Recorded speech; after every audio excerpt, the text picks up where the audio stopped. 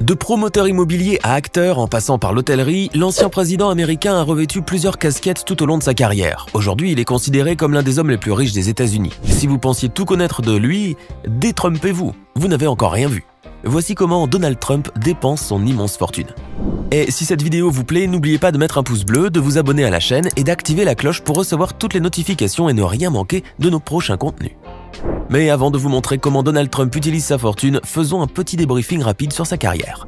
Donald Trump, une ascension phénoménale.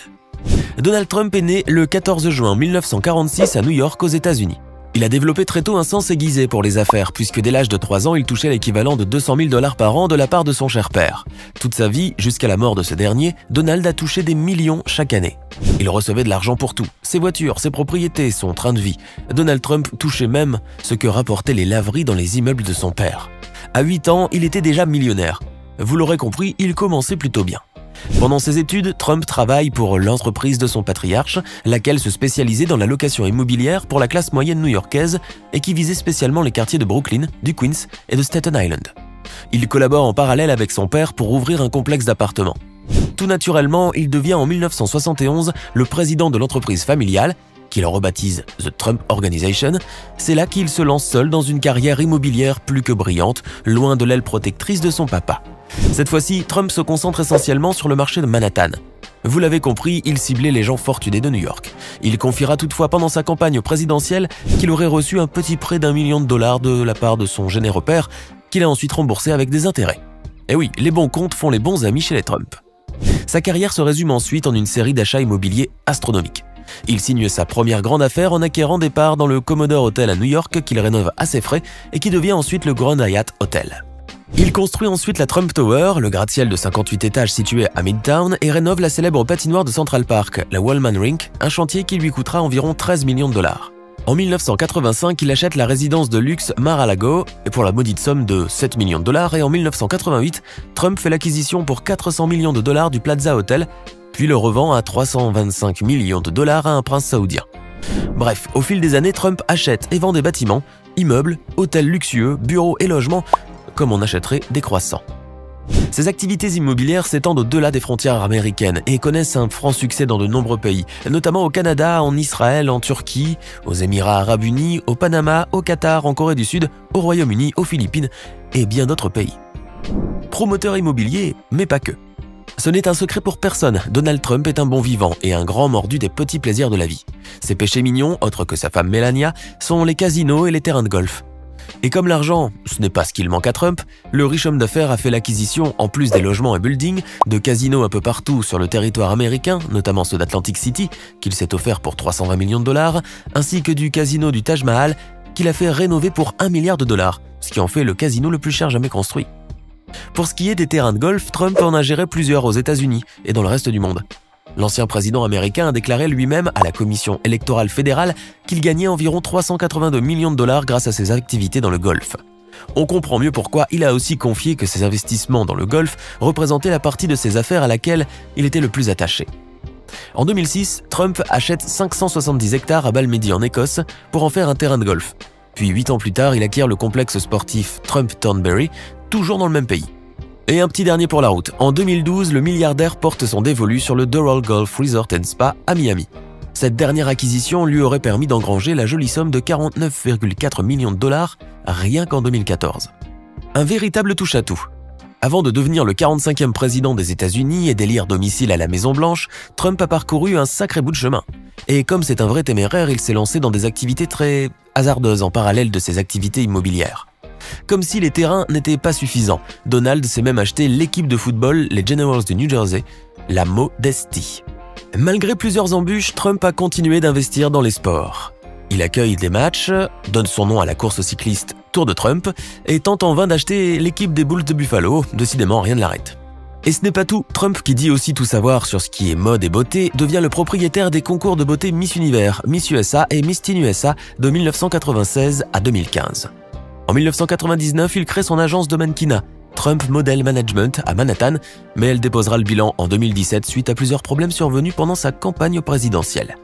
Trump se lance à la fin des années 80 dans le transport aérien. Oui, nous avons bien dit aérien. Nous comprenons maintenant pourquoi il ne manque pas d'air. Il lance en 1989 sa compagnie aérienne Trump Shuttle, qui propose un service de luxe bien sûr. Il la revend puis s'associe à la compagnie Sentient Flight Group en 2008 pour proposer un service de jet privé. En 2005, Trump crée un institut de formation professionnelle, Trump University LLC, qui propose essentiellement des formations dans le secteur de l'immobilier, cela va de soi. Mais ce qu'adore Trump par-dessus tout, peut-être serait-ce un trait révélateur d'une personnalité narcissique, c'est sa tendance à baptiser ou rebaptiser de son nom la plupart des lieux, des entreprises et produits qui lui sont associés, et à commercialiser sous cette étiquette les biens et services les plus divers. Une chance qu'il n'ait pas rebaptisé sa propre mère. Il n'est pas étonnant de voir aux États-Unis des publicités de parfums Trump, de thé Trump, de vodka Trump, de cravate Trump, de matelas Trump ou encore de steak Trump. Tous ces produits lui auraient rapporté entre 2014 et mi-2015 environ 9,5 millions de dollars de royalties. Et en 2011, des experts financiers du célèbre magazine Forbes ont évalué la valeur de la marque Trump à 200 millions de dollars. L'ex-président a contesté cette analyse et a affirmé qu'elle en valait 13 milliards. Je vois quelqu'un qui aime se vanter par ici. Et sa fortune, on en parle ? Il le dit lui-même, « Je suis riche, très riche ». Le plus excentrique des présidents américains ne rate aucune occasion d'étaler sa fortune ostentatoire. D'ailleurs, son émission de télé-réalité The Apprentice était l'occasion idéale pour mettre en scène sa richesse et ses propriétés. Entre propriétés de luxe, jets privés, avions, appartements new-yorkais, hôtels, gratte-ciel, placements financiers, terrains de golf, Donald serait aujourd'hui la 275e personnalité la plus riche des États-Unis selon le magazine américain Forbes, d'après le classement annuel des Américains les plus fortunés. Sa fortune serait actuellement évaluée à pas moins de 3,1 milliards de dollars selon la dernière déclaration officielle de 2019. En face, la dette de Donald Trump serait quant à elle comprise entre 315 et 500 millions de dollars, une somme qui semble bien sûr dérisoire pour le milliardaire. Depuis le début de la pandémie, Trump aurait connu quelques petits soucis d'ordre financier, puisqu'il aurait perdu à peu près 1 milliard de dollars, mais pas de quoi se faire du mauvais sang. Comme chaque année, l'ancien président américain est tenu de déposer en toute transparence une déclaration listant l'ensemble de ses actifs et de ses revenus à l'United States Office of Government Ethics, comme tous les hauts dirigeants de l'administration, et les principales agences gouvernementales doivent le faire. Selon le calcul du magazine Les Échos, le patrimoine du président américain Donald Trump est estimé entre 1,4 et 2 milliards de dollars en 2019. Mais la fortune de Donald fait l'objet de passes d'armes récurrentes avec les médias américains. L'ex-président des États-Unis les accuse en effet d'amoindrir volontairement sa richesse. Quelque chose me dit qu'il ne nous dit pas tout, Dodo. Ses propriétés personnelles hors de prix. Bon d'accord, la Maison-Blanche a tout pour plaire, mais il faut bien un toit personnel à Donald, pas vrai? Un petit nid douillet dans lequel il ferait bon vivre aux côtés de Melania. Nous commençons avec une sublime suite royale à New York, sa résidence principale qui reflète l'image parfaite du luxe et de la démesure. Un appartement de 54 millions de dollars réparti sur 3 étages qui renferme des murs entièrement recouverts de marbre et de diamants, des plafonds décorés de fresques, des lustres en cristal, une décoration à la Versailles et des finitions en or 24 carats. L'ancien occupant de la Maison-Blanche possède également une belle collection de voitures de luxe. Une Rolls-Royce Silver Cloud Vintage, une Maybach, une Ferrari et une Mercedes-Benz 3600. Il aurait également acheté à Melania une McLaren SLR de 450 000 dollars, vénarde. Mais la princesse reste la Rolls-Royce Phantom, un petit bijou qui se vend à partir de 500 000 dollars et qui détient au passage le titre de la voiture la plus luxueuse du monde. Cette voiture offre l'avantage d'être personnalisée selon les goûts de son heureux détenteur. Connaissant notre cher Donald, quelque chose me dit qu'il a dû rajouter quelques touches d'or dans l'habitacle, histoire que ça aille de pair avec la suite royale. Nous parlions tout à l'heure de l'intérêt que portait Donald pour le golf. Ce n'est pas que pour faire fructifier son argent, c'est aussi l'un de ses passe-temps favoris, d'où la farandole de terrains qu'il possède à son nom, lesquels sont estimés à plus de 300 millions de dollars. Quelques-uns se trouvent aux États-Unis, d'autres en Écosse, pays natal du golf, et d'autres encore à Dubaï et en Irlande. Le milliardaire en posséderait près de 18 selon le dernier recensement fait en 2015 par le magazine Golf Week. Donald Trump possède également un Boeing 757, un appareil qui était à la base un simple avion de ligne et que Trump a totalement refait en ajoutant ses petites touches personnelles, une finition de luxe, un revêtement en or et en marbre, de la boiserie d'excellente qualité, des salons particulièrement confortables ainsi que la création de nouvelles pièces comme des chambres à coucher et un bureau. À ce qu'il paraît, on peut trouver de l'or même jusque dans les lavabos des salles de bain. Cerise sur le Boeing, des logos Rolls-Royce en chrome ont été posés sur les moteurs. Bref, tout a été fait pour transformer l'avion en un véritable palais volant. Coût total de l'appareil, 100 millions de dollars. Rien n'est trop beau pour Donald. Et si le Boeing venait à manquer de kérosène, pas de panique pour Trump, puisqu'il possède également 3 hélicoptères Sikorsky S-76 qui lui ont coûté chacun 7 millions rien qu'à l'achat, plus 750 000 dollars pour refaire l'habitacle et les finitions selon les goûts démesurés du propriétaire. Les pièces métalliques, les poignées de porte et les clips de ceinture ont été évidemment plaqués en or 24 carats. Sans oublier les gravures sur les boiseries et les broderies sur les fauteuils à l'image du blason de la famille. La sobriété en somme.